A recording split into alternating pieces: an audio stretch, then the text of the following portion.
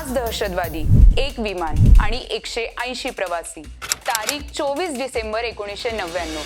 5 दहशतवाद्यांनी Indian एअरलाइन्सचे IC-814 हे विमान हायजॅक केले.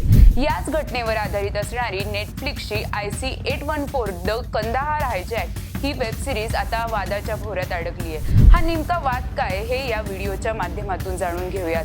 नमस्कार, मी प्रियांका कुलकर्णी. तुम्ही पाहत आहात Loksatta live. IC-814 the Kandahar hijack ही वेब सिरीज सध्या चर्चेत आहे.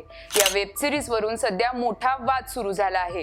या वादाची दखल माहिती आणि प्रसार मंत्रालयाकडून घेण्यात आली आहे. याच पार्श्वभूमीवर माहिती आणि प्रसार मंत्रालयाकडून नेटफ्लिक्स इंडियाच्या कंटेंट प्रमुखांना समन्स बजावण्यात आला. त्यांना 3 सप्टेंबरला या कथित वादग्रस्त पैलूवर स्पष्टीकरण देण्यास सांगण्यात आलं होतं. 24 डिसेंबर 1999 रोजी इब्राहिम अथर, सनी अहमद काझी, जहूर इब्राहिम, शाहिद अख्तर आणि सय्यद शाकिर या 5 दहशतवाद्यांनी काठमांडू ते दिल्लीच्या उड्डाणादरम्यान IC-814 चे अपहरण केले होते. यात क्रूसह 180 प्रवासी होते, ज्यांना 8 दिवस ओलीस ठेवण्यात आले होते. भारताने कट्टर दहशतवादी मसूद अझहर, उमर शेख आणि मुश्ताक अहमद जरगर यांना सोडल्यानंतर ओलिसांना सोडण्यात आले होते. IC-814 द कंदाहार हायजॅक ही वेब सिरीज वादाच्या भोवऱ्यात अडकली आहे. अनेक जण या वेब सिरीजवर विरोध दर्शवत आहेत.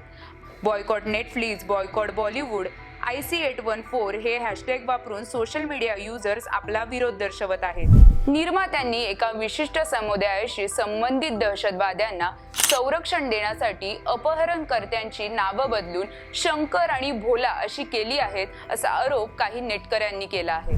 सोशल मीडिया युजर्सनं दिग्दर्शक अनुभव सिन्हा यांच्यावर जाणीवपूर्वक नावं बदलल्याचा आरोप केला आहे आणि हा एक प्रोपोगंडा आहे असं काहींचं म्हणणं आहे. IC-814 द कंदाहार हायजॅक ही वेब सिरीज वादात अडकल्यानंतर आता नेटफ्लिक्सने यावर प्रतिक्रिया दिली आहे.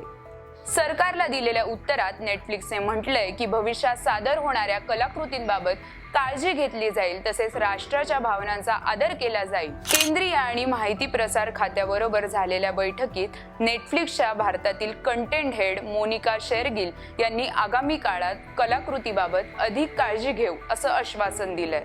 IC-814 द कंदाहार हायजॅक या वेब सिरीज मध्ये विजय वर्मा, नसरुद्दीन शाह, पंकज कपूर, दिया मिर्झा या कलाकारांनी काम केलंय. ही वेब सिरीज नेटफ्लिक्स या OTT प्लॅटफॉर्मवर रिलीज झाली आहे.